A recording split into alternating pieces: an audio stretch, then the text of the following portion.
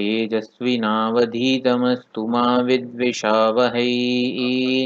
ॐ शान्तिः शान्तिः शान्तिः।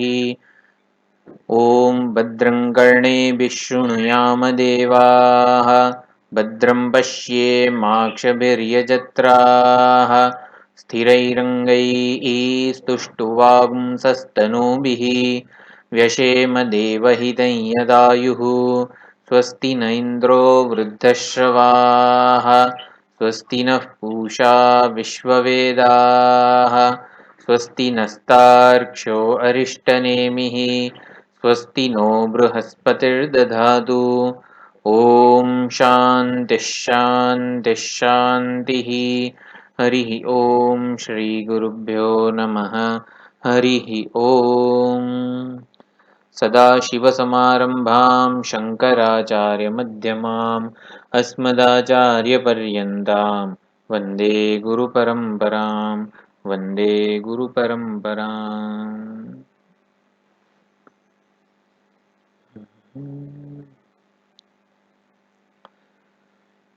तो 8मो मंत्र। विद्यते हृदयग्रन्थिः छिद्यन्ते सर्वसंशयाः, क्षीयन्ते चास्य कर्माणि तस्मिन् दृष्टे परावरे। तस्मिन् दृष्टे परावरे पर અને અવર એટલે બ્રહ્મનું જે સોપાધિક અને નિરુપાધિક રૂપ છે એનો નિશ્ચય થઈ જાય, જીવ અને બ્રહ્મના ઐક્યનો નિશ્ચય થઈ જાય, અથવા તો પર એટલે જે નિર્વિશેષ ચૈતન્ય છે એ અને સવિશેષ ચૈતન્ય એટલે જીવ અને ઈશ્વર વગેરે રૂપે એનો જ્યારે નિશ્ચય થઈ જાય તસ્મિન દૃષ્ટે એને જોઈ લેવાથી એટલે કે એને એના સ્વરૂપે જાણી લેવામાં આવે ત્યારે બિંબ અને પ્રતિબિંબ, જે બિંબ છે અને આભાસ જે છે એને જ્યારે એના સ્વરૂપનો નિશ્ચય કરી લેવામાં આવે ત્યારે હૃદય ગ્રંથિ ભેદાઈ જાય છે, સર્વ સંશયો છેદાઈ જાય છે અને આ જે જાણે છે એ જ્ઞાનીના બધા કર્મો ક્ષીણ થઈ જાય છે.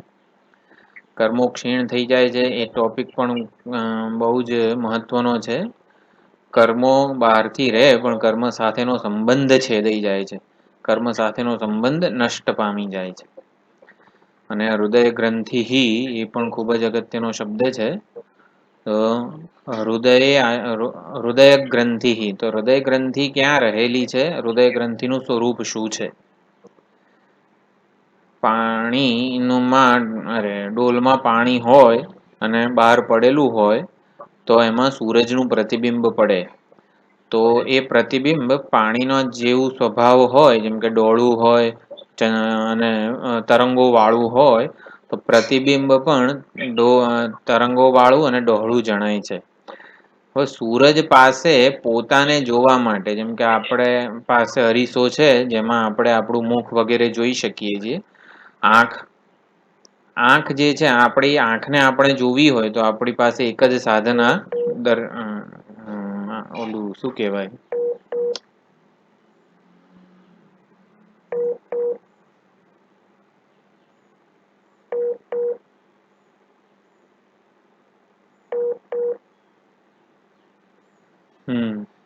તો આંખ જે છે, આંખને જોવી હોય તો આપણી પાસે અરીસો એક જ સાધન છે.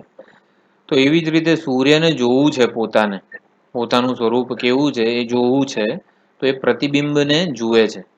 પ્રતિબિંબ પાણીની ડોલમાં જે પાણી છે એમાં રહેલા પ્રતિબિંબને સૂરજ જુએ છે. તો પોતાના પ્રતિબિંબને જોઈને એ પોતાના વિશે નિર્ણય બાંધી લે છે કે હું અલ્પ છું, હું આ એક ડોલ રૂપી ઉપાધિમાં પરિચ્છિન્ન છું, આ ડહોળો થઈ ગયો છું અને અલ્પ છું. એટલે મારે હવે અલ્પતામાંથી, આ ડહોળા અશુદ્ધિમાંથી મુક્ત થવાનું છે, મારે મારા સ્વરૂપને હવે પ્રાપ્ત કરવાનું છે. એટલે અત્યારે હું બંધાઈ ગયો છું, એ પોતાના વિશે એવો ભ્રમ સેવે છે, એવો ખ્યાલ સેવે છે, એવો અભિપ્રાય પોતાના વિશે એ માનવા લાગે છે. આને હૃદય ગ્રંથિ કહેવામાં આવી છે. હવે હૃદય ગ્રંથિ રહેલી છે ક્યાં? તો કે આપણને એવું લાગે કે સૂર્યમાં જ રહેલી છે. તો સૂર્ય એટલે ચાલો સૂર્ય દૃષ્ટાંતમાં સૂર્યને મન બુદ્ધિ વગેરે હોય, તો હૃદય ગ્રંથિ હૃદયને બુદ્ધિને આશ્રય કરીને રહેલી છે, બુદ્ધિમાં છે. બધા ખોટા ખ્યાલ, ખોટા અભિપ્રાય આ બધું બુદ્ધિમાં રહેલું છે. અને બુદ્ધિ એવું એક સ્વચ્છ દ્રવ્ય છે. અંતઃકરણ એ પંચમહાભૂતના સત્વગુણના સરવાળામાંથી બનેલું છે. એ સ્વભાવથી જ સત્વગુણની ઉપજ છે, માટે એ ચૈતન્યને પ્રતિબિંબિત કરે છે. પથ્થરમાં ચૈતન્યનું પ્રતિબિંબ પડતું નથી, એના ચિત્ત સ્વરૂપનું. અંતઃકરણ સત્વગુણનું બનેલું હોવાથી, આ બુદ્ધિ સત્વગુણની બનેલી છે, માટે એ ચૈતન્યને પ્રતિબિંબિત કરે છે, ચૈતન્યનું પ્રતિબિંબ એમાં પડે છે.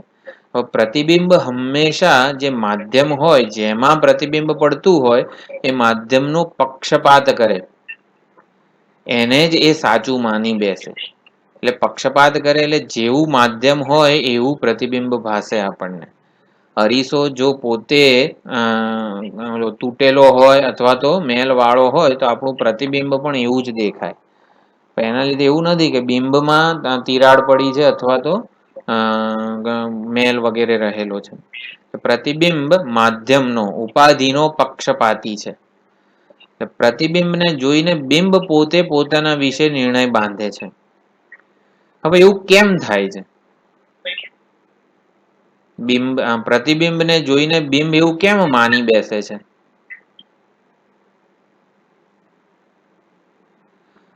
અનમ્યુટ કરીને કહેજો, વાંધો નહીં. પ્રતિબિંબને જોઈને બિંબ પોતાના વિશે ભ્રમ સેવવા માંડે છે. તો કેમ પ્રતિબિંબને જોઈને પોતાનું સ્વરૂપ ભૂલી જવાય?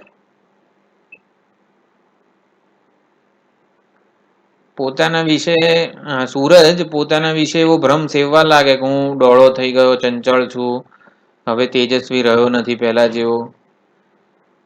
કોઈ રીતે આ સમજાવી શકાય એવું નથી. બિંબ પ્રતિબિંબને જોઈને પોતાના વિશે આવા ભ્રમ સેવવા માંડે એ કોઈ રીતે સમજાવી શકાય એવું નથી. માટે આપણે જુદા જુદા ગ્રંથોમાં આ હૃદય ગ્રંથિ શબ્દના બદલે અવિદ્યા ગ્રંથિ એવો પણ એનો શબ્દ પ્રયોગ કરવામાં આવે છે. તો અવિદ્યાને લીધે જન્મેલી ગ્રંથિને અવિદ્યા ગ્રંથિ કહેવાય, હૃદય ગ્રંથિ, અવિદ્યા ગ્રંથિ. એનું કોઈ સંતોષકારક સમાધાન છે જ નહીં. કેમ આવો જે જ્ઞાન સ્વરૂપ આત્મા છે એને આવો ભ્રમ જન્મે છે કેમ? એના માટે આપણા શાસ્ત્રોએ એટલે અત્યારે પ્રવર્તમાન મારા જીવનમાં એવો અનુભવ છે કે હું મારા વિશે જે અભિપ્રાય કે નિર્ણયો સેવી રહ્યો છું એ ખોટા છે. હવે કેમ છે ને એ સમજવાનું નથી, એમાંથી છૂટવાનું છે. એટલે વેદાંતનું પ્રયોજન ખોટા અભિપ્રાય કે ખોટા ભ્રમ, ખોટા નિર્ણયોમાંથી છોડાવવાનું કામ છે. તો છૂટવા માટે જે પ્રક્રિયા અપનાવવામાં આવે છે, પ્રક્રિયા કો, મેથડ કો, એક વિચારની પદ્ધતિ અપનાવવામાં આવે છે. એના માટે શંકરાચાર્યજીના ભાષ્યમાં એવું કીધું કે એનું કારણ અવિદ્યા છે. એટલે અવિદ્યા નામની કોઈ એક વસ્તુ છે જે આત્માના સ્વરૂપને ઢાંકે છે અને એટલે પછી આત્મા પોતાને ભૂલી જાય છે, આવું બધું નથી. આત્મામાં આ ભ્રમ જન્મે છે કેમ? એનું કારણ અવિદ્યા છે. એટલે અવિદ્યાને કહીને આપણે છૂટા થઈ ગયા એવું પ્રયોજન નથી. કોઈ સંતોષકારક સમાધાન આવું કેમ થાય છે એનું છે નહીં. માટે મનુષ્યની બુદ્ધિ એ કારણને સમજી શકવાની નથી. માટે એને માયા કે અવિદ્યા એવું કીધું છે. તો અવિદ્યા સાથે આત્માનો જે સંબંધ થવો એ પણ અવિદ્યાને લીધે જ છે. આપણે એવું કીધું કે આત્માને એવો ખ્યાલ કે એવો અભિપ્રાય કે નિર્ણય સેવે છે કે હું આવો અલ્પ અધૂરો થઈ ગયો છું, એનું કારણ અવિદ્યા છે. તો અવિદ્યાને લીધે એવું કેમ માનવા લાગે છે? તો એ અવિદ્યાને લીધે જ માને છે. એટલે અવિદ્યા સાથેનો સંબંધ પણ અવિદ્યા કલ્પિત છે. હૃદય ગ્રંથિ શબ્દ આ રીતે છે. હૃદયને આશ્રય કરીને રહેલી ગ્રંથિ એને ચિત્ત જડ ગ્રંથિ કહેવાય છે. મોટા મહારાજ ચિન્મયાનંદજી મહારાજ કહેતા હતા અનહોલી વેડલોક. આમ તો લગ્ન ગ્રંથિ આપણે કંકોત્રીમાં લખેલું હોય છે પવિત્ર લગ્ન ગ્રંથિથી જોડાશે યુવક અને યુવતી, પરંતુ આ લગ્ન ગ્રંથિ અપવિત્ર લગ્ન ગ્રંથિ છે. ચિત્ત અને જડ, ચૈતન્ય અને જડ એવા અંતઃકરણની, બુદ્ધિની, બુદ્ધિ સ્વયં જડ દ્રવ્ય છે, દ્રવ્યાત્મક છે. એ દ્રવ્ય અને ચૈતન્ય એની ગ્રંથિ, એટલે બે જાણે કે એટલે બે જુદા જ છે છતાં એક માની લેવામાં આવે છે. જે બે એકબીજાથી નહીં, ચૈતન્ય બુદ્ધિથી વિલક્ષણ છે, છતાં પણ બુદ્ધિના ધર્મો, બુદ્ધિના વિકાર અને બુદ્ધિની અવસ્થાઓ વાળું એને માની લેવામાં આવે છે. ચૈતન્ય સ્વરૂપ આત્મા બુદ્ધિના ધર્મો, વિકારો, અવસ્થા વાળો પ્રતીત થાય છે, માત્ર બની જતો નથી. શુદ્ધ સ્ફટિક છે એ લાલ બની જતો નથી, લાલ રૂપે માત્ર ભાસે છે. તો એવી રીતે આ ચિત્ત જડ ગ્રંથિ, ક્ષેત્ર અને ક્ષેત્રજ્ઞનો સંયોગ હકીકતમાં થયો જ નથી, થઈ શકે એમ છે જ નહીં. જાણે કે થાય તો કેવું છે એવો અનુભવ આપણે છે. અનુભવ છે એવું પણ ના કહેવાય, એવી માન્યતાઓ જ છે. સર્પ જ્યારે જણાઈ રહ્યો છે, સર્પનો ફૂફાડો વગેરે બધું આપણને, આમ પવનનો સુસવાટો આવતો હોય એ દિશામાંથી, તો સર્પનો ફૂફાડો પણ સંભળાય આપણને. એટલે સર્પ જણાય છે, પ્રતીત થાય છે, એનો ફૂંફાડો પણ, એનું કાર્ય બધું જણાય છે ને ત્યારે જ નથી. સ્વપ્ન જગત જ્યારે પ્રતીત થાય છે ત્યારે જ એ નથી હકીકતમાં. સ્વપ્ન જગત પ્રતીત થાય છે ત્યારે મિથ્યા છે, જાગીએ ત્યારે અસત કહેવાય છે. જાગીએ પછી તો છે જ નહીં, એટલે અત્યંત અસત. પ્રતીત થાય છે ત્યારે મિથ્યા છે, નથી છતાં પ્રતીત થવું એને મિથ્યા કહેવાય. અલંકારો મિથ્યા છે. કેમ? પ્રતીત થાય છે ને ત્યારે જ એ સોનામાં નથી. એટલે અલંકારોનો અધ્યારોપ સોના ઉપર થયેલો છે. અલંકારો પ્રતીત થાય છે ત્યારે જ સોનામાં નથી. એમ આત્મામાં અનાત્માના ધર્મો પ્રતીત થતા હોય, હું જાડો છું, હું મનુષ્ય છું, હું બ્રાહ્મણ છું, હું કરતા છું, આટલા જપ મેં કર્યા છે, આટલા કર્મો કર્યા છે, આ બધા પોતાના વિશેના જે ખ્યાલ છે એ કેમ હું અનુભવું છું, તો કે અનુભવ નથી. એ અનુભવનું જે વિશ્લેષણ કે અર્થઘટન ખોટું થયેલું છે અવિદ્યાને લીધે. એટલે આ અવિદ્યા ગ્રંથિ કે હૃદય ગ્રંથિ એ આત્માના સાચા સ્વરૂપને ઢાંકે છે એવું નથી, પરંતુ જે વાસ્તવિક સ્વરૂપે આત્મા પ્રકાશે છે એને જ વિપરીત રૂપે માની લેવામાં આવે છે. એના લીધે આત્મા ઢંકાય છે એવું જરા પણ શબ્દ પ્રયોગ આપણે ના વાપરવો જોઈએ. આત્માનું સાચું સચ્ચિદાનંદ સ્વરૂપ ઢંકાઈ જાય છે. જો સચ્ચિદાનંદ સ્વરૂપ ઢંકાઈ જાય ને તો કશું જ જણાય નહીં આપણને. તો પછી લાડુમાં પણ આપણને આનંદ ના દેખાવો જોઈએ. જો સચ્ચિદાનંદ સ્વરૂપ ઢંકાઈ જતું હોય તો લાડુય જણાય નહીં, લાડુનો આનંદે જણાય નહીં.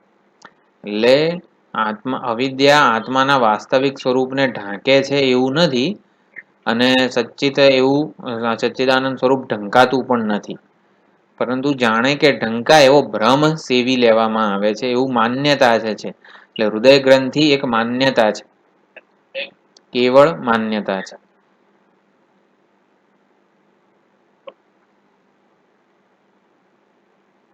એટલે મારા વિશેનો હું બ્રહ્મ છું એ સિવાયના જેટલા પણ ખ્યાલ હું સેવું છું, હું દેહ છું, હું મનુષ્ય છું, આ ઉપાધિ અજ્ઞાન કલ્પિત વ્યક્તિત્વને હું માનીને જેટલા પણ ખ્યાલ હું સેવું છું, મને આ ભાવે આ ના ભાવેથી માંડીને જેટલા પણ અભિપ્રાય છે, જેટલા પણ નિર્ણયો છે, એ બધા અવિદ્યા ગ્રંથિ કહેવાય. હૃદય ગ્રંથિ કહેવાય, અવિદ્યા ગ્રંથિ કહેવાય.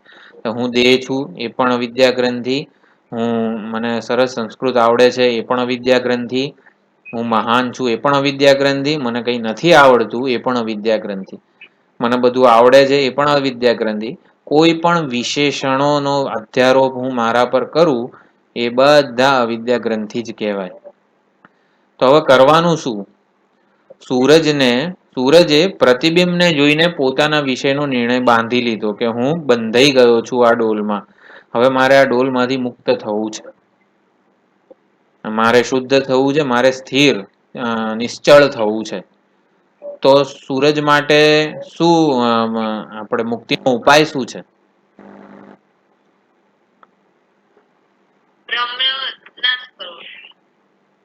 હા, એટલે જાણવું પડે કે હું બ્રહ્મ છું. અવિદ્યા નાશ. એટલે સૂરજે શું કરવું પડે?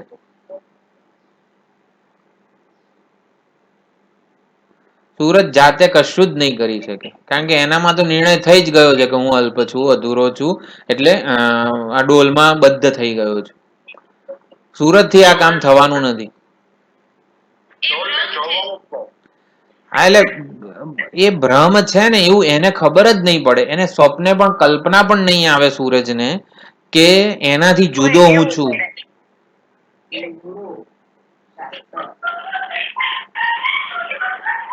સૂરજથી આ કામ થવાનું જ નથી, કારણ કે એને પોતાને આવો માની જ લીધો છે.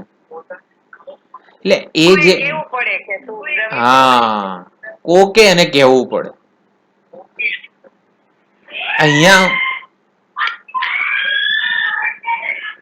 અહીંયા ઉપદેશ પાછું મ્યુટ કરી દો વાંધો. અહીંયા ઉપદેશ ખૂબ જ મહત્વનો છે. કોકે એને કહેવું પડે, ઉપદેશ આપવો પડે કે તું તારા વિશે જે માન્યતાઓ ધરાવે છે એ તદ્દન ખોટી છે. તારા વાસ્તવિક સ્વરૂપને તું ઓળખ, તારા વાસ્તવિક સ્વરૂપનું તું જ્ઞાન પ્રાપ્ત કર. તો કે હું કેવો છું, તો ચાલો શાસ્ત્રના ચોપડીઓ બધા ઉપનિષદો બધું જે છે એ પ્રમાણે પછી ગુરુ કે ઉપદેષ્ટા છે, બ્રહ્મ વિદ્યાના આચાર્ય જે છે એ એને વાસ્તવિક સ્વરૂપનો ઉપદેશ આપે. તો વાસ્તવિક સ્વરૂપનો તું સૂર્ય છે એવો ઉપદેશ આપે. હા, એટલે હું આવો ડોલમાં મર્યાદિત એવો હું સૂરજ છું. પછી એને એવું જ્ઞાન જન્મે.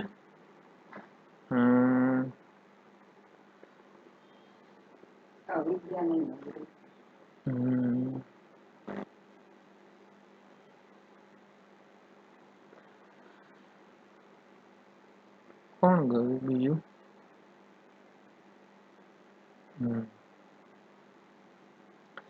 એટલે ગુરુ કે ઉપદેષ્ટાનો આ ઉપદેશ શું હોય, શ્રુતિ અને આચાર્યનો ઉપદેશ શું હોય?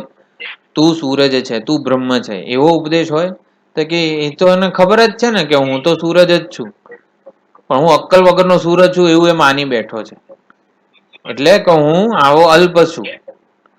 એટલે કહેવું પડે તું તારા વિશે જે માન્યતા ધરાવે છે, એટલે કે તું જે પોતાને અત્યંત અલ્પ, અધૂરો, બદ્ધ માને છે ને, તું બદ્ધ નથી, તું ડોળો નથી, તું ચંચળ નથી. નેતિ દ્વારા જ ઉપદેશ આપવો પડે.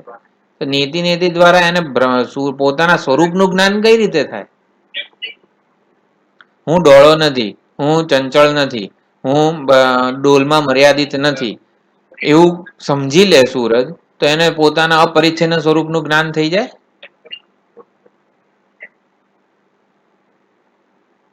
બધી વસ્તુનો નિષેધ કરે પછી છેવટે જે હોય એ મારું સ્વરૂપ છે, એને ખ્યાલ આવે, જ્ઞાન થાય. નહીં, એટલે હું નેતિનો જે ઉપદેશ છે, જયારે નેતિ દ્વારા ઉપદેશ અપાય કે તું આ સ્થૂળ શરીર નથી, અવધિરૂપ બરોબર, પણ એને બ્રહ્મ સ્વરૂપની ઓળખાણ કઈ રીતે થાય? મારા અપરિચ્છિન્ન સ્વરૂપની, સૂરજને અપરિચ્છિન્ન છું હું, એટલે અત્યંત અનંત છું, મોટો છું, એની ઓળખાણ કઈ રીતે થાય? એને પોતાને અલ્પ, ડોલમાં મર્યાદિત માની બેઠો હતો એ. તો નેતિ દ્વારા, એટલે તું ડોળો નથી, તું ચંચળ નથી, તું ડોલમાં મર્યાદિત નથી, ઉપદેશ આવો જ અપાય છે. અરે ઉપદેશ તો આપણને, ચાલો સૂરજ એવી રીતે સમજે છે કે હું ડોળો નથી, હું આ છું, હું અપરિચ્છિન્ન છું, એવી કઈ રીતે ખબર પડે?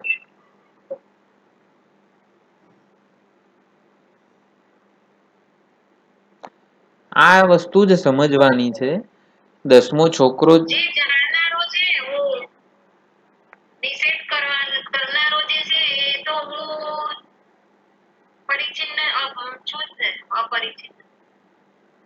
એવી ખબર નથી ને મને. હું અપરિચ્છિન્ન છું એવી તમને ખબર છે? એટલે મને ખબર નથી, એટલે જીવને ખબર નથી એમ. એટલે જીવ પોતાના વિશે જે ભ્રાંત માન્યતાઓ ધરાવે છે એનો નિષેધ તો નેતિ દ્વારા થશે. જીવ બ્રહ્મ જેવું જીવને જ્ઞાન કઈ રીતે થશે? ખોટી વસ્તુઓ દૂર કરે, ખોટી વસ્તુઓ દૂર થાય. શ્રવણ મનન નિધિધ્યાસનથી ખોટી વસ્તુઓ જ દૂર થાય છે. શ્રવણ મનન નિધિધ્યાસન એ પ્રતિષેધ પ્રમાણ કહેવામાં આવેલું છે. મારા વિશેના ખોટા ખ્યાલની નિવૃત્તિ કરે છે. મને બ્રહ્મ બનાવતું નથી. મારા વિશેના હું અબ્રહ્મ છું, કે હું મને બ્રહ્મ સ્વરૂપે જાણતો નથી, એ ભ્રમ માત્ર દૂર કરે છે. શ્રવણ મનન નિધિધ્યાસન કશું નવી વસ્તુ જન્માવતું નથી. મારા વિશેના ભ્રમ માત્રને દૂર કરે છે. તો હું એમ પૂછું છું કે મારા વિશેના ખોટા ભ્રમ દૂર થઈ જાય પછી મને મારા બ્રહ્મ સ્વરૂપની ઓળખાણ કઈ રીતે થાય?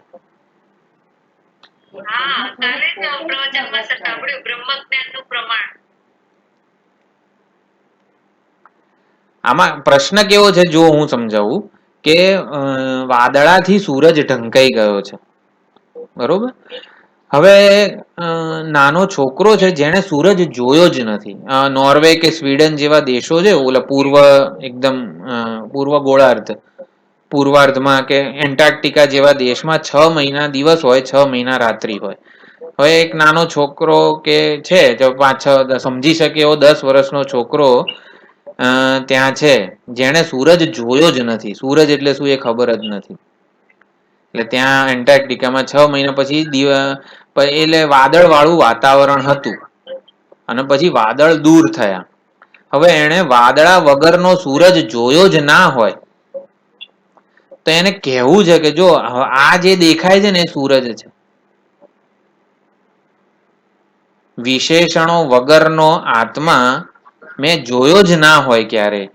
એ થાય.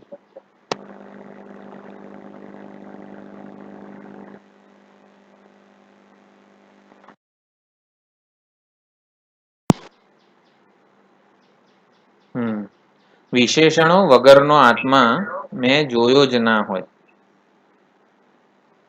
તો જ્યારે વિશેષણોનો નિષેધ થઈ જશે ત્યારે મને ખબર કઈ રીતે પડશે કે આ મારું સાચું સ્વરૂપ છે? વિશેષણોનો નિષેધ થઈ જશે પછી મને ખબર કઈ રીતે પડશે કે આ મારું સાચું સ્વરૂપ છે? મેં સૂરજને જોયો જ ના હોય, પછી વાદળા હટી જાય પછી મને કોકે તો બતાવવું પડે ને કે આ સૂરજ છે. એને માટે શાસ્ત્ર જ પ્રમાણ છે. શાસ્ત્ર જ પ્રમાણ છે.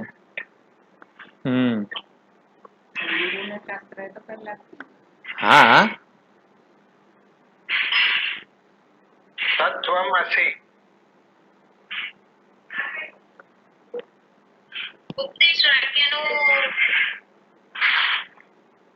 એટલે હું બ્રહ્મ એટલે સમજાવવા એ માંગુ છું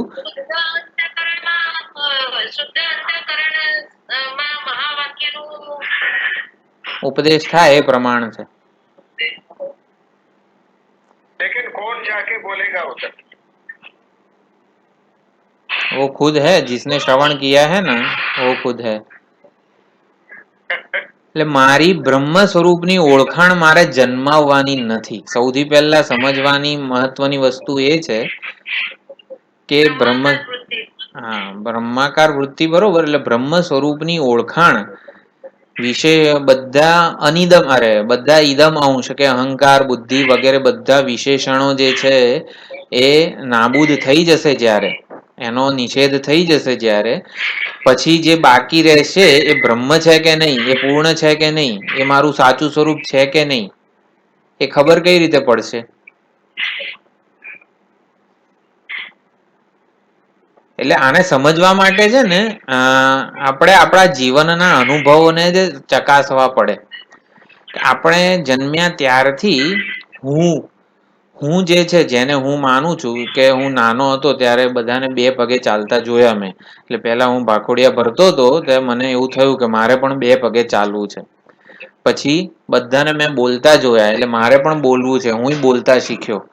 એટલે બધા બોલે છે ને, જે બોલે છે ને એ પૂર્ણ હોવા જોઈએ, માટે મારે પણ બધાને દોડતા જોયા એટલે મારે પણ દોડવું છે. બધા સ્કૂલે જાય છે તો મારે પણ હવે સ્કૂલે જવું છે. એટલે હુંમાં કેન્દ્રિત જે અપૂર્ણતાઓ હતી એ અપૂર્ણતાથી મારે મુક્ત થવું છે.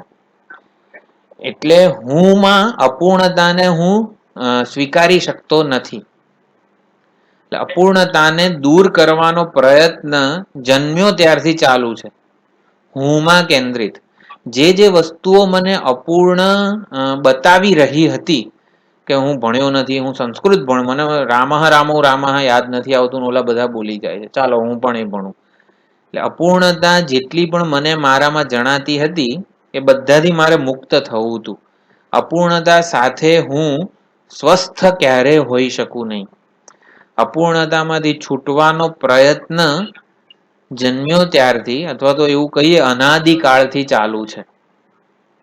અપૂર્ણતામાંથી છૂટવાનો પ્રયત્ન સ્વાભાવિક રીતે ચાલુ છે મારો.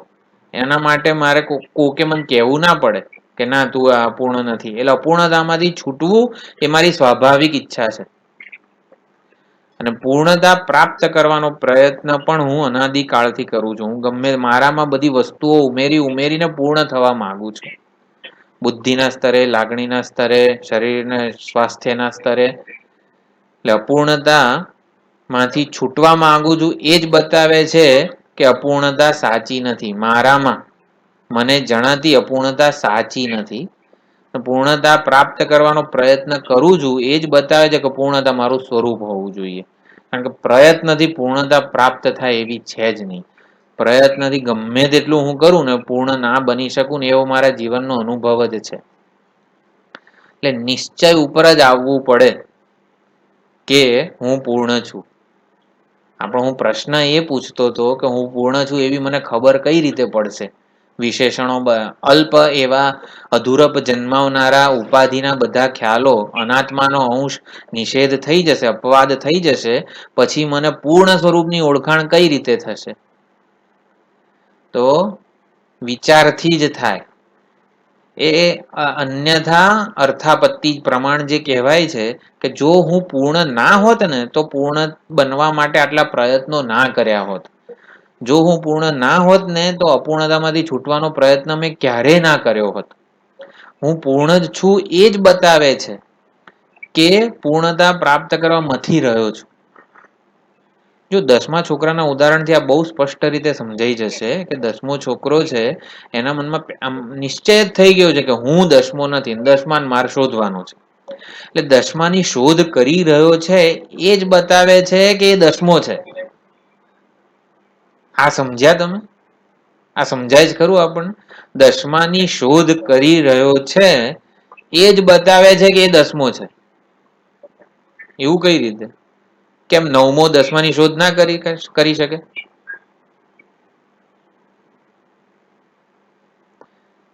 દસમાની ગણતરી કરતો હોય એ જ પોતાને ભૂલી ગયો હોય એટલે એ જ કહે ને કે 10મો નથી. એમ નહીં, 10માની શોધ ચાલે છે, ચાલી રહી છે. પ્રત્યેક છોકરો 10 છોકરાઓ 10માને શોધી રહ્યા છે. એ જ બતાવે છે કે 10 10મા છે. જે બ્રહ્મને શોધી રહ્યો છે ને એ જ બતાવે છે કે એ બ્રહ્મ છે. એ બુદ્ધિમાં નિશ્ચય થઈ જવો જોઈએ. બ્રહ્મ છું અને બ્રહ્મને શોધી રહ્યો છું. મળશે ત્યારે મળશે પણ હું બ્રહ્મ છું. એટલે શોધ પહેલા જ એવો નિશ્ચય કરી લેવાનો કે હું બ્રહ્મ છું.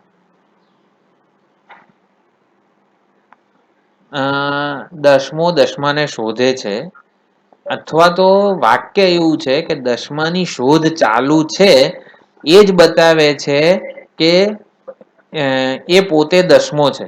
એ 9મો હોત ને તો 10મા ના શોધતો હોત. મારે કહેવું તું એ. જો એ 9મો હોત ને તો એ 10માને ના શોધતો હોત. કારણ કે 10માની શોધ ચાલે છે એ જ બતાવે છે કે એ 10મો છે. કોઈક રીતે હું 10મો છું ને એ ભૂલી ગયો છે. 10મો ખોવાઈ ગયો છે એવું માને.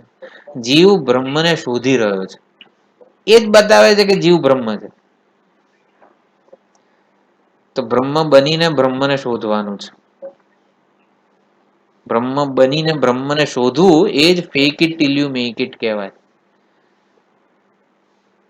મારી પાસે એક લાડુ હોય અને મારા નાના ભાઈને આપી દેવો હોય, હું આનંદ સ્વરૂપ છું એવું કહીને લાડુ એને આપી દેવાનો. એટલે વિશેષોનો ત્યાગ જેટલો કરીશું એટલું જ એ સમજાશે. કે ખરેખર હું બ્રહ્મ છું. હું એવું કહું છું કે હું દસમો છું એવું માનીને દસમાની શોધ કરીએ, હું બ્રહ્મ છું એવું માનીને, એવું જાણીને, એવું કન્વિક્શન, બુદ્ધિમાં એવો નિર્ણય ઠસાવીને. કેમ સવારમાં ઉપદેશ શાસ્ત્રી 7 વાગે ભણવા જાઓ છો? કે અજ્ઞાન દૂર કરવા. શું કરશો અજ્ઞાન દૂર કરીને? હું બ્રહ્મ છું એવું જ્ઞાન થશે. અત્યારે નથી, હું બ્રહ્મ જ છું. બ્રહ્મ છું તોય કેમ ભણવા જાઉં છો? કે બ્રહ્મ છું ને એટલા જ માટે ભણવા જઉં છું. હું જીવ હોત ને તો ભણવા ના ગયો હોત. એટલે દસમાની શોધ ચાલે છે એ જ બતાવે છે કે હું દસમો છું. બ્રહ્મને પામવા મથી રહ્યો છું ને એ જ બતાવે છે કે હું બ્રહ્મ છું. તો હું બ્રહ્મ ના હોત ને તો બ્રહ્મ પાછળ આટલો પડ્યો જ ના હોત. જો હું દસમો ના હોત તો દસમાની શોધ મારા માટે મહત્વની ના હોત. હું આનંદ સ્વરૂપ ના હોત ને તો આનંદને લાડુમાં શોધવા ના ગયો હોત. કારણ કે હું આનંદ સ્વરૂપ છું માટે જ આનંદની શોધ કરી રહ્યો છું. કોઈક રીતે એવું માનતો નથી કે હું આનંદ સ્વરૂપ ભૂલી ગયો છું. એટલે બુદ્ધિનો નિશ્ચય ખૂબ જ મહત્વનો છે કે હું આનંદ સ્વરૂપ છું, હું બ્રહ્મ છું. એટલે લક્ષણ પ્રમાણાભ્યામ વસ્તુ સિદ્ધિ. એટલે સુષુપ્તિમાં નિર્ભેળ આનંદ અનુભવાય છે. કોઈ ઉપાધિના વિશેષતાના અધ્યારોપ વગરનો. ત્યાં કોઈ બુદ્ધિ નથી, સ્થૂળ શરીર નથી, સૂક્ષ્મ શરીર નથી. એવા અધ્યારોપ વગરનો નિર્ભેળ આનંદ અનુભવાય છે. નિર્ભેળ આનંદ મેં અનુભવ્યો છે સુષુપ્તિમાં. નિર્ભેળ આનંદ મેં સુષુપ્તિમાં અનુભવેલો છે. એ મારું રેફરન્સ પોઈન્ટ છે. અને પછી જાગ્રતમાં મેં નિર્ભેળ આનંદ અનુભવ્યો હતો, એને હું હવે ક્યાં પ્રાપ્ત કરું? એ લાડુમાં છે, એ આઈસ્ક્રીમમાં છે, એ માથેરાનમાં છે, એ મહાબળેશ્વરમાં છે. દેશ, કાળ, સમય, પ્રયત્ન આ બધામાં એ નિર્ભેળ આનંદને હું શોધી રહ્યો છું. નિર્ભેળ આનંદને પ્રાપ્ત કરવાનો પ્રયત્ન કરું છું. આમ લાડુ મૂકું મોંમાં, પણ એ સુષુપ્તિ જેવો નિર્ભેળ આનંદ નથી, માટે એ છોડી દઉં છું. એટલે નિર્ભેળ આનંદ જાગ્રતમાં શોધવા મથી રહ્યો છું એ જ બતાવે છે કે મેં એને અનુભવેલો છે. જો અનુભવેલો ના હોત ને તો લાડુથી મને સંતોષ થઈ જાત. પણ આપણને ખબર નથી ને કે નિર્ભેળ આનંદ મેં અનુભવેલો છે. એટલે મહાત્માઓ એવું કે છે કે બ્રહ્મ જ્ઞાન કયા પ્રમાણથી થાય છે? તો અર્થાપત્તિ જે પ્રમાણ છે ને, દેવદત્ત દિવસે તો ખાતો નથી છતાંય જાડો છે, માટે રાત્રે ખાતો હોવો જોઈએ. પીનો દેવદત્ત દિનવ ન ભૂંગતે તથાપિ પીનો ભવતી. એટલે આ જે અર્થાપત્તિ પ્રમાણથી બ્રહ્મ જ્ઞાન થાય છે એવું કે છે આચાર્યો. કે આનંદની શોધ ચાલે છે એ જ બતાવે છે કે આ નિર્ભેળ આનંદ અનુભવેલો છે આપણે. નકર લાડુ, આઈસ્ક્રીમ બધાથી સંતોષ થઈ જાત. ઉપાધિને મહાન બનાવવાની રાવણની, હિરણ્યકશિપુની કોઈ ઈચ્છા જ ના થાત. બધા એ નિર્ભેળ આનંદને શોધવા માટે જ તપશ્ચર્યા કરેલી છે. એટલે બ્રહ્મ જ બ્રહ્મને શોધી રહ્યું છે. એટલે હું બ્રહ્મ છું એવો બુદ્ધિનો અડગ નિશ્ચય, અકમ્પ્ય નિશ્ચય થાય ને પછી શ્રવણ કરવાનું. હું બ્રહ્મ છું એવું નિશ્ચય થઈ જાય તો પછી શ્રવણ કરવાની શું જરૂર? એ નિશ્ચય થાય છતાં એમાં અબ્રહ્મનો જે ઈદમ અંશનો અધ્યારોપ થયેલો છે એની નાબૂદી કરવા માટે. શેના માટે ઉપદેશ શાસ્ત્રી ભણવા જાઓ સવારે સવારે? કે ઈદમ અંશનો અધ્યારોપ જે થયેલો છે ને, હું બ્રહ્મ છું એ જ્ઞાનમાં, એની નાબૂદી કરવાની છે.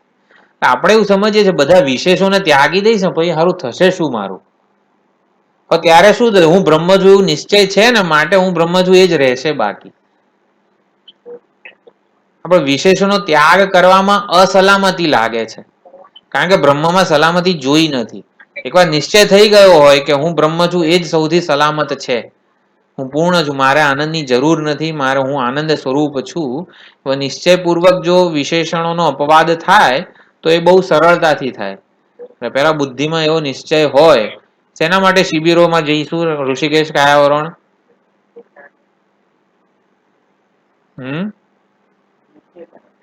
રોજ બ્રહ્માભ્યાસ ના આ બધા ક્લાસીસ કેમ ભરવાના આપણે? હું બ્રહ્મ છું એ જાણી હૃદય ગ્રંથિ.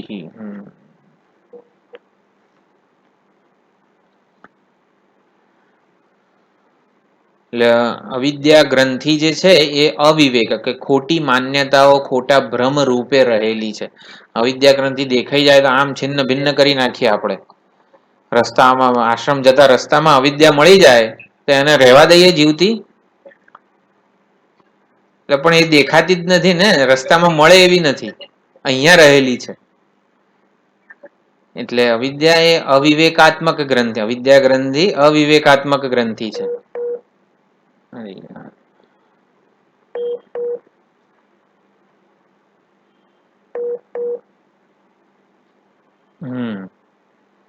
અવિદ્યા ગ્રંથિ અવિવેકાત્મક ગ્રંથિ છે. અવિદ્યા ગ્રંથિ દેખાતી નથી, અવિદ્યા ગ્રંથિનું કાર્ય દેખાય છે. અવિદ્યા ગ્રંથિનું કાર્ય શું છે? અવિદ્યા ગ્રંથિ એટલે હું મને અનેક માનો એક માનું, અલ્પ માનું, અધૂરો માનું. અનેક માનું એક માનું ને, તમારા કરતા હું મને જુદો માનું ને, એટલે પછી મારામાં બીજી અનેક ગ્રંથિઓ જન્મવાની. કે આ શેખરભાઈ જેવું હું રોજ પૂજા નથી કરી શકતો, આમના જેવો હું ભગવાનનો શણગાર નથી કરી શકતો, જયપ્રકાશભાઈ જેવો હું સવારે ચાલી નથી શકતો. બધું મારા ઉપર હું આવી રીતે અધ્યારોપ કરવાનો જ. એટલે આવી રીતે અવિવેકાત્મક, એટલે પછી મારામાં એવું કરવાની ઈચ્છા જન્મે. એટલે અવિદ્યાનું કાર્ય શું છે? કામના. અવિદ્યા અધૂરપ જન્મ આવે, અધૂરપ માંથી મુક્તિની ઈચ્છા થાય. પછી એટલે કામના એ અવિદ્યા ગ્રંથિનું કાર્ય છે. એટલે કામના ગ્રંથ, કામના કો વાસના, અવિદ્યા ગ્રંથિને વાસના કહેવાય. મૂળભૂત વાસના અવિદ્યા ગ્રંથિ. ये जन्म से भगवान ने गिफ्ट दिया है क्या? अविद्या हम जितना उसको सत्यता देंगे ना, उतनी अविद्या ग्रंथि स्ट्रांग होगी. अविद्या ग्रंथि भगवान ने सर्जन किया ना, उसमें सबसे पहले अविद्या का ही सर्जन किया. वो भागवत में आता है. સો કામયત બહુશ્યામ પ્રજાએ, હું એક છું અનેક થઈ જાઉં. તો એ જે ઈચ્છા છે સો કામયત, એ કામના ભગવાનમાં જન્મી કેમ? એટલે પણ શું કરવા એક છે ને ભાઈ, એક રહે ને અનેક થવાનું, શું કરવા અનેક થાય છે? એટલે ભગવાન પોતે પહેલા અવિદ્યાનો સ્વીકાર કરે છે અને પછી જ એને સો કામયત થાય છે. એટલે જગતનું સર્જન અવિદ્યાથી જ શરૂ થાય છે. સો કામયત, તો ભગવાનમાં ઈચ્છા જન્મે કેમ જગતનું સર્જન કરવાની? અવિદ્યાનો સ્વીકાર કરે ને તો જ ઈચ્છા જન્મે. અવિદ્યા ગ્રંથિ ઉપર જુદા જુદા આચાર્યોએ બહુ સુંદર બધા વિચારો સ્પષ્ટ કરેલા છે. એટલે મૂળ વસ્તુ સમજવાની છે એ કે અપૂર્ણતા, અધૂરપ. સ્વામીજી ઇંગ્લિશમાં કહે છે, inadequacy is the problem of sansar. Inadequacy, અધૂરપ. I am not adequate, I am not comfortable with myself. હું મારી જાતનો સ્વીકાર કરી શકતો નથી, એ અવિદ્યા છે. એટલે અસ્વસ્થતા. Or my requirements are not fulfilled. પણ why requirements are born? We want good green shirt, white shirt, everything we want. એટલે હું મને જરૂરિયાત વાળો માનું. હું જરૂરિયાતોની જન્મદાતા કોણ છે? અધૂરપ. ગ્રીન શર્ટ વગરનો હું, મને યાર ગ્રીન જ જોઈએ, મને બીજું ના જોઈએ. એટલે અધૂરપ જે છે ને, અધૂરપની લાગણી, અધૂરપ નહીં, અધૂરપનો ભ્રમ કે અધૂરપની માન્યતા, લાગણી, એ જરૂરિયાતોની જનની છે. અને અધૂરપ અવિદ્યાને લીધે જ જન્મે છે. એટલે અવિદ્યા એને કીધું, કારણ કે જે આનંદ અનંત છે એમાં અધૂરપ જન્મે જ કઈ રીતે, માટે કહી દીધું અવિદ્યા. એટલે અવિદ્યાની જે માયા શક્તિ, અચિંત્ય શક્તિ છે, એના લીધે એવું માનવા લાગે છે. એટલે સમજવાનું શું છે અવિદ્યા ગ્રંથિથી? કે હું અલ્પતા મને સાલે છે અને પૂર્ણતા પ્રાપ્ત કરવાનો હું સતત પ્રયત્ન કરી રહ્યો છું. એ જ બતાવે છે કે હું પૂર્ણ છું. દસમાની શોધ ચાલે છે, એ જ બતાવે છે કે હું દસમો છું. આનંદની શોધ ચાલે છે, એ જ બતાવે છે કે હું આનંદ સ્વરૂપ છું. તો જો હું દુઃખી હોત ને તો આનંદની શોધ ક્યારેય ના કરતો હોત. દુઃખ સાથે હું કમ્ફર્ટેબલ હોત. એટલે એ ખાસ બુદ્ધિમાં નિશ્ચય થવો જોઈએ કે આનંદની શોધ કરી રહ્યો છું કે હા કરી રહ્યો છું, તો તું આનંદ સ્વરૂપ જ હોવો જોઈએ. 10માને શોધે છે, હા જન્મ્યો ત્યારથી શોધું છું, તો તું 10મો જ છે એમ માનીને શોધ.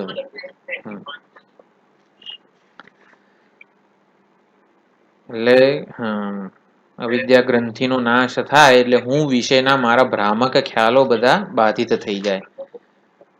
તો છિદ્યંતે સર્વ સંશયા, બીજું જે ફળ છે જીવન મુક્તિનું આ શ્લોકમાં આ મંત્રમાં નિરૂપણ છે. તો સંશય બુદ્ધિમાં રહેલા હોય, બુદ્ધિગત સંશયો બધા, એટલે પ્રમાણગત સંશય અને પ્રમેયગત સંશય આવા બધા સ્ટાન્ડર્ડ આ ઓલું વેદાંત માર્ગદર્શીની જે બુક છે એમાં આપેલું હોય. એટલે સંશયો ક્યારે ના આપણે આટલું નવા ઉપદેશ શાસ્ત્રી વગેરે ગમે તે શાસ્ત્રો ભણીએ છીએ કે આવું કઈ રીતે થાય, એમ સંશય જન્મે આપણને. એટલે તાત્પર્ય નિશ્ચય જ્યાં સુધી ના થાય કે આ શાસ્ત્ર કહેવા શું માંગે છે, એનો વિવક્ષિત અર્થ શું છે, એ તાત્પર્ય નિશ્ચય એક વાર થઈ જાય ને પછી સંશય ના રહે. સંશય બુદ્ધિગત દોષ છે. એટલે ઉપનિષદોનું તાત્પર્ય એકમાત્ર પ્રત્યેગાત્માનું બ્રહ્મત્વ કે પ્રત્યેગાત્મા પૂર્ણ છે, ક્ષેત્રજ્ઞ સર્વાત્મા છે, એમાં જ છે એવું એ સમજાવવા માટે જ ઉપનિષદોનો ઉપદેશ છે. એ સમજવાનું. એટલે પ્રમાણગત સંશય આ ગ્રંથ કંઈક જુદું કે છે, હું સમજાતું તો નથી, હું બ્રહ્મ છું, ચાલો ઓલો ગ્રંથ ભણી લઈએ એવું. એટલે આને પ્રમાણગત સંશય કહેવાય. પ્રમાણ એક જ છે, બ્રહ્મ વિદ્યા કે ઉપનિષદો. ઉપનિષદની પ્રક્રિયાઓને સમજાવવા માટે પ્રકરણ ગ્રંથો છે. એટલે સર્વશાસ્ત્રો આપણા જેટલા પણ પ્રકરણ ગ્રંથો કે જે વેદાંત શાસ્ત્ર છે એનું એકમાત્ર તાત્પર્ય બ્રહ્માત્મૈક્ય જ્ઞાનમાં જ છે, અને એ જ્ઞાન જ મોક્ષનું એકમાત્ર સાધન છે. આને પ્રમાણગત સંશયની નિવૃત્તિ કહેવાય. હવે ઉપનિષદો કહે છે તો ખરા કે હું બ્રહ્મ છું, હું પૂર્ણ છું, હું આનંદ સ્વરૂપ છું. આનંદ સ્વરૂપ છું છતાં બોર્ડ વાંચું વિપુલ દુધિયા 1 સાથે 1 કિલો ફ્રી બરફી, હારું મન કેમ થઈ જાય છે. એટલે હું બ્રહ્મ હોઉં તો પછી વિપુલ દુધિયામાં કેમ રસ જન્મ્યો? તો એટલે આત્મા બ્રહ્મ છે ને એ વિશે સંશય રહેલો છે. આને પ્રમેયગત સંશય કહેવાય. તો પ્રમેયગત સંશયની નિવૃત્તિ પણ કઈ રીતે થાય? એકવાર હું બ્રહ્મ છું એવું સ્પષ્ટ કન્વિક્શન નિશ્ચય થઈ જાય બુદ્ધિમાં, ત્યારે પછી એ પ્રમેયગત સંશયની નિવૃત્તિ થઈ જાય. સ્પષ્ટ દૃઢ અપરોક્ષ જ્ઞાન વડે ઓળખાણ જન્મી જાય પોતાના બ્રહ્મ સ્વરૂપની, વાસ્તવિક સ્વરૂપની, તો સંશયની નિવૃત્તિ થઈ જાય. ક્ષીયંતે ચાસ્ય કર્માણી, આ બધું કર્મોનો બધો સુંદર અહીંયા સવારના ક્લાસમાં ચર્ચા થઈ ગઈ છે. સંચિત પ્રારબ્ધ અને આગામી, તો સર્વ કર્મો ક્ષીણ થઈ જાય છે. એટલે કર્મો આટલા બધા કર્યા હતા, જ્ઞાની મહાત્મા સિદ્ધ થાય અને બ્રહ્માત્મા સાક્ષાત્કાર થાય એ પહેલા કેટલા બધે જીવન મૂલ્યોનું પાલન કરેલું હોય ને બધું, કેટલાય સત્કર્મો, સેવા, પુણ્યકર્મો વગેરે કર્યા હોય, તો આટલું બધું જતું રહે. ક્ષીયંતે ચાસ્ય કર્માણી, તો કે કર્મ તો રે પણ કર્મનો કરતા જતો રહે. કર્મ સાથેનો સંબંધ કઈ રીતે છે આપણો? હું આ બોલું છું, તમે સાંભળો છો, તો બોલવાની ક્રિયા સાથે મારો સંબંધ કઈ રીતે છે?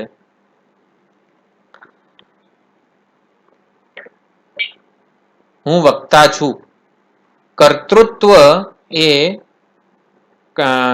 કર્મને મારી સાથે બાંધે છે કે જોડે છે કે સંબંધ સ્થાપિત કરે છે. કર્તૃત્વ કર્મનું મારી સાથેનું બોન્ડ છે. કર્તૃત્વ વગરનું કર્મ મને બાંધે નહીં. એટલે કર્તૃત્વ જે દેહાભિમાનની ઉપજ છે, અજ્ઞાનની ઉપજ છે. હું મને એક ઉપાધિમાં મર્યાદિત માનું ત્યારે જ મને એ અધૂરપમાંથી છૂટવાની ઈચ્છા જન્મે અને હું કર્મ કરું. એટલે કર્તૃત્વ જે છે, એટલે ક્ષીયંતે ચાસ્ય કર્માણી, એમાં સમજવાનું ક્ષીયંતે ચાસ્ય કર્તૃત્વમ, કર્તૃત્વ ક્ષીણ થઈ જાય છે. કર્મો હોય કે ના હોય એની સાથે કોઈ એના સ્વરૂપ, કર્મનું બાહ્ય સ્વરૂપ કે આકાર રહી શકે છે.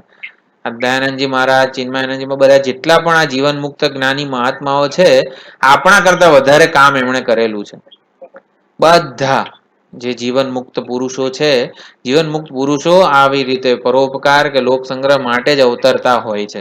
પ્રારબ્ધ એમનું એવું લખાયું જ હોય છે કે આપવાનું જ છે વધારે. એટલે કર્મોનું બાહ્ય સ્વરૂપ તો રે, કર્તૃત્વ જતું રહે. એ જેણે કર્મો કર્યા હતા ને એ જ્ઞાનથી બાધિત થઈ જાય છે. કોણે કર્મો કર્યા હતા? કર્તા એ કર્મો કર્યા હતા. તો એ કર્તા અલ્પજ્ઞ અલ્પ એવો અહંકાર બાધિત થઈ જાય છે.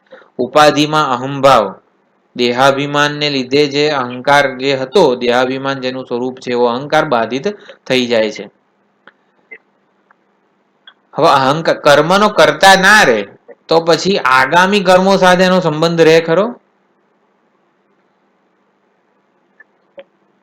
જો કરતા ના રહે તો જ્ઞાની કર્મો જ નહીં કરે ને. કર્તૃત્વ બુદ્ધિ જ ના હોય તો પછી કોઈ બી કર્મ એનું થાય જ નહીં. આગામી કર્મો જોડે એનો સંબંધ નહીં રહે. કર્તૃત્વ જ સંબંધ છે કર્મ અને મારી જોડેનો. કર્તૃત્વ બાધિત થાય પછી આગામી કર્મો થયા કરે, મારો એની જોડે કોઈ સંબંધ નથી. કોણે કર્યું ખબર નહીં ભાઈ, કોણે કર્યું. એટલે કર્મનો મારી જોડે સંબંધ હું જોઉં નહીં. એટલે ઉપાધિ અને પ્રકૃતિના ગુણો જે છે, ગુણાગુણેશુ વર્તનતે ઇતિ મત્વાના સજ્જતે, આવી રીતે થયા કરે. તસ્મિન દૃષ્ટે પરાવરે, એ પરાવર બ્રહ્મનું આવી રીતે એક જ ચૈતન્ય છે. આ વ્યષ્ટિ ઉપાધિમાં અભિવ્યક્ત થાય એને અવર કહેવાય છે, અને મોટી માયારૂપી ઉપાધિમાં વ્યક્ત થાય એને ઈશ્વર કહેવાય છે, એને પર કહેવાય છે. એટલે અવિદ્યારૂપી ઉપાધિથી જીવ કહેવાય છે, અને માયારૂપી ઉપાધિથી એને ઈશ્વર કહેવાય છે. એટલે જીવ જે છે એ અપર છે, અવર છે, અને પર એટલે ઈશ્વર છે. તો બંને પરાવર, પર અને અવર છે કોણ? તો કે એક જ ચૈતન્ય છે. એટલે બંને, એટલે પર અને અવર તો ઉપાધિના સંદર્ભમાં એને કીધું છે. તો નિરુપાધિક તસ્મિન દૃષ્ટે પરાવરે, તો પરાવર એટલે કે નિરુપાધિક ચૈતન્યને એકવાર જોઈ લેવામાં આવે, અમિતાભ બચ્ચન અભિનેતાને જોઈ લેવામાં આવે તો ભિખારી ને રાજા, પર અને અવર જેવા કોઈ ભેદ રહેતા નથી. એટલે પરાવર શબ્દનો પ્રયોગ, પરાવરનો અર્થ શું? નિરુપાધિક ચૈતન્ય. પણ પરાવર કેમ કીધું? કારણ કે એ જ ભિખારી અને રાજા રૂપે જણાઈ રહ્યો છે. ભિખારી અને રાજામાં જે જણાય છે એક જ છે, એવો જ એને દૃષ્ટે સાક્ષાત્કાર કર્યો છે, એવો જેનો અડગ નિશ્ચય થઈ ગયો છે. તો આ હૃદય ગ્રંથિ જે છે એ છેટી જાય છે. ચિત્ત જડ ગ્રંથિ ને હૃદય ગ્રંથિ કીધેલી છે. મહેશાનંદ ગિરીજી મહારાજ છે, હૃદય શબ્દ ઋત અને અય.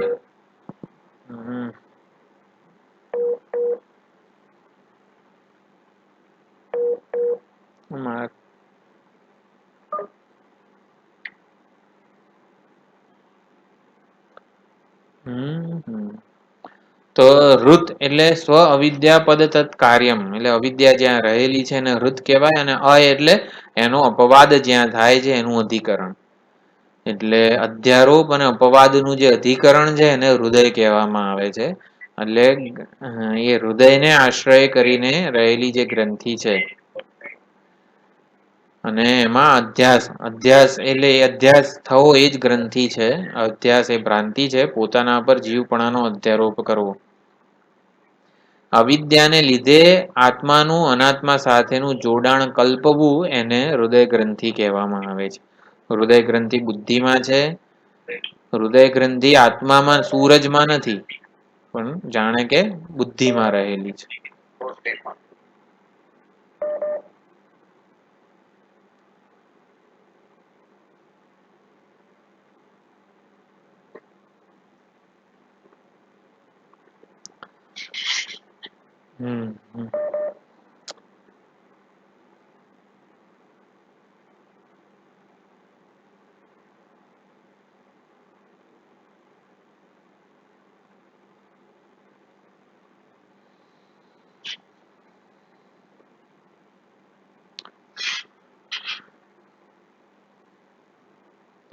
તો અધ્યાસ એટલે અધિ આસ, અધિ ઉપરી અસ્યતે નિક્ષિપ્યતે ઇતિ અધ્યાસઃ.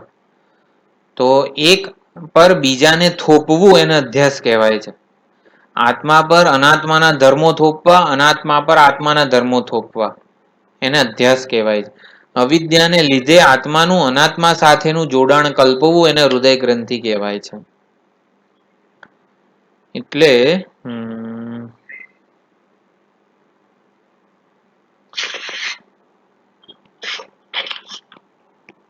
વિશેષો વાળો પોતાને માનવો એ જ અવિદ્યા ગ્રંથિ છે. એટલે સ્વરૂપભૂત આનંદને અન્યત્ર માનીએ તો એ હૃદય ગ્રંથિ કહેવાય, અને સ્વરૂપભૂત જ્ઞાનને અન્યત્ર માનીએ તો સંશય ગ્રંથિ જન્મે છે. હૃદય ગ્રંથિ અને સંશય ગ્રંથિ છિદ્યંતે સર્વ સંશયા. તો સંશય જન્મે છે કેમ? અધિષ્ઠાનના અધૂરા જ્ઞાનથી સંશય જન્મે છે. રજ્જુ છે ને સ્પષ્ટપણે ના જણાતી હોય, રજ્જુ સ્પષ્ટપણે જણાતી ના હોય તો આપણા સંસ્કારો જ રજ્જુ જેવું કંઈક ઉત્પન્ન કરી લે છે. એટલે અધિષ્ઠાનનું જ્ઞાન જ્યારે અધૂરું હોય ત્યારે એ શું છે એવું સમજવા માટે બુદ્ધિ કલ્પના કરે છે, અને બુદ્ધિના જે સંસ્કારો ઉદ્બુદ્ધ થાય છે તો એ પ્રમાણેના સંસ્કારો અવિદ્યા જ ઉત્પન્ન કરે છે. એટલે અવિદ્યા એ બુદ્ધિના સંસ્કારો જે છે ને એ ઉત્પન્ન કરે છે, અને સર્પ જેવું એ આખું રૂપ કલ્પી લે છે. એટલે સંસ્કાર વિશિષ્ટ સર્પ પછી અવિદ્યા જન્માવે છે. અને એટલે કોઈ દિવસ આ સંશય જે છે એ બુદ્ધિનો જ દોષ છે.